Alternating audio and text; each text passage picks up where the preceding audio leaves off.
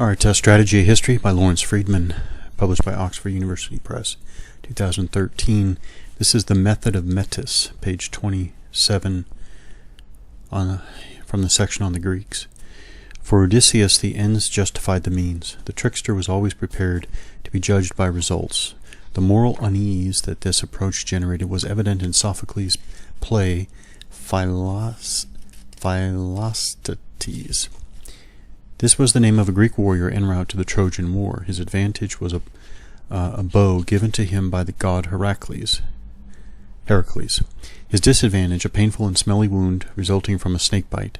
Odysseus found the smell, and Philostates'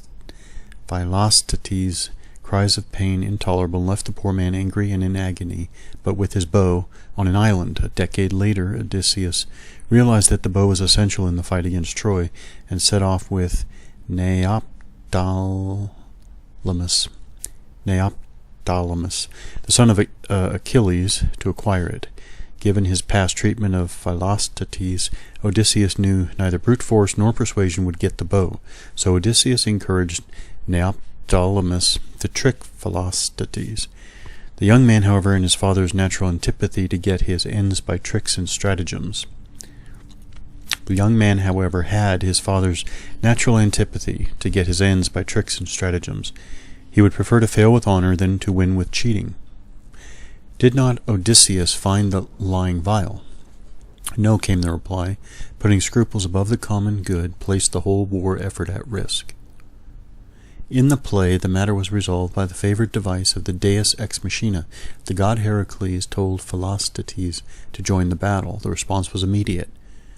Quote, voice for which I have long yearned, from long visioned, now discerned, thee I cannot disobey, end quote. So craven obedience to a god quickly solved the dispute in a way that cunning could not. All ended happily. Odysseus succeeded in his mission. Neoptolemus maintained his honor, and Philostates gained glory in healing of his wound. The play underlined the difficulty of relying on deception and then expecting to be trusted. Those who knew Odysseus' reputation rarely trusted him even when he was being straight. The impact of the best story was diminished when the teller lacked credibility. Odysseus has been described as exemplifying a particular idea of practical intelligence. According to Barnu, who was able to consider intended actions in the light of anticipated consequences. He was able to consider intended actions in the light of anticipated consequences. He kept his main purpose in mind and thought back from that final goal through a complex network of means and obstacles to achieve it. The contrast, therefore, was not just with brute force, but with the recklessness of those who were not so well tuned to the signs of danger and who failed to think through the potential consequences of their actions. When Odysseus decided not to succumb to some short-term impulse for revenge, it was because he remembered how much more he wanted to achieve his long-term goals of returning safely to his wife Penelope and his kingdom in Ithaca.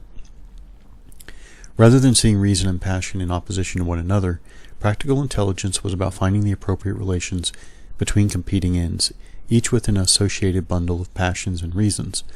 Odysseus's understanding of how others viewed the world allowed him to manipulate their thought processes by giving out signs that he knew they would read in a particular way.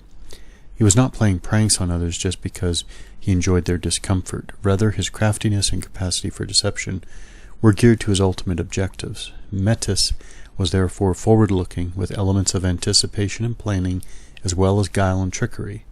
Barnu described this intelligence as being as much visceral as intellectual, less an impassive weighing of alternatives, and more a prioritizing of aims or impulses that are most desired.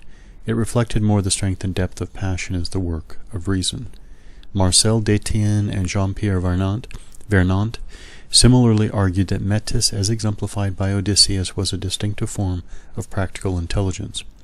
More than being shrewd and crafty, it was also forward-looking, locating current actions as part of a longer-term plan, grasping the potential of situations so as to be able to manipulate others into error. This suggested a cast of mind as much as a plan of action, a way by which the underdog could triumph over the notionally stronger. Despite the association between Metis and the disloyal trick, the perfidious lie, treachery, it could also be the absolute weapon, the only one that has the power to ensure victory and domination over others, whatever the circumstances, whatever the conditions of the conflict. Whereas strength could be defeated by superior strength, Metis could defeat all strength. Metis was of most value when matters were fluid, fast-moving, unfamiliar, and uncertain, combining contrary features and forces that are opposed to each other. It was suited to situations when there could be no formulaic or predictable behavior, benefiting from a greater grip of the present, more awareness of the future, richer experience accumulated from the past, an ability to adapt constantly to changing events, and sufficient pliability to accommodate the unexpected. This practical intelligence operated in circumstances of conflict and was reflected in such qualities as forethought, perspicacity, quickness and acuteness of understanding, as well as a capacity for trickery and deceit. Such a person was elusive, slipping through in adversaries' fingers like running water, relying on ambiguity, inversion, and reversal. All this described as strategic intelligence, able to discern a way through complicated and ambiguous situations and then come out on top.